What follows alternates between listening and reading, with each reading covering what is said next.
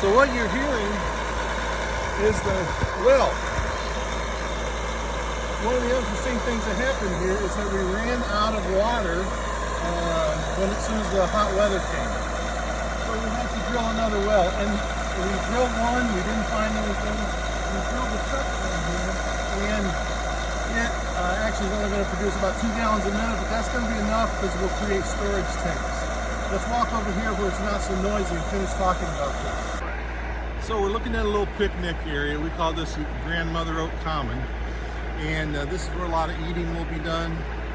And as we sweep across, you'll see that we've cleared a lot of the land here for a rustic campground.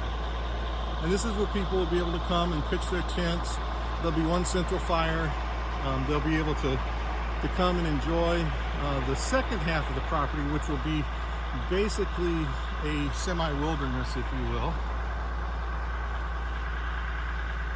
We're going to try and create a little amphitheater in this area that slopes down.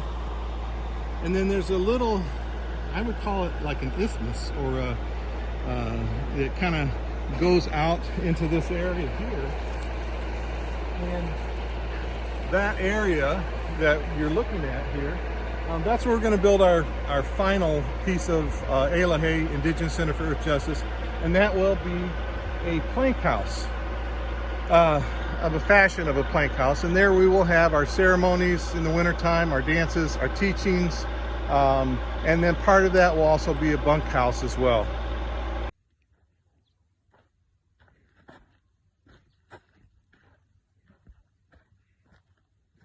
So what we have here is a design for a root cellar.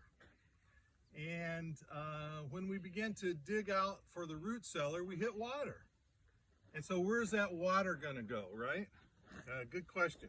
Now we also found out at the same time that they had diverted the water from the home and sent it out these pipes right here. So everything off the roof goes through these pipes. So the first thing I did was I put barrels under there, kept it from going in here, and now I'm going to utilize this again. We're going to pipe it out to a particular place, which I'll show you. So this ditch is going out from the root cellar. It's going to collect two kinds of water. It's going to collect that water from the pipe off the roof, and it's also going to collect all the groundwater that was seeping up. We've got two different kinds of systems going here in the same ditch. Here's going to be our root cellar. We're going to get a 12,000 pound excavator, and then we're going to be able to drop it on the cement pad that we're putting in down there. We'll first use rubberized paint. We'll paint the whole thing in rubber. So there's a whole lot of water that comes off the roof of this barn. They've already actually got a system in, a gutter system, and I just have to adjust that to it fits our needs. We're going to be putting two 2,500 gallon plastic storage tanks here. That's 5,000 gallons. Well, guess what? This roof will actually collect about 35,000 gallons during a typical Oregon fall, winter, spring. So what are we going to do with that other 30,000 gallons? We're going to take that and we're going to send it through a piping system down to our natural pond, and then the overflow will go from there down to the spring, and then again it will go down to the big pond.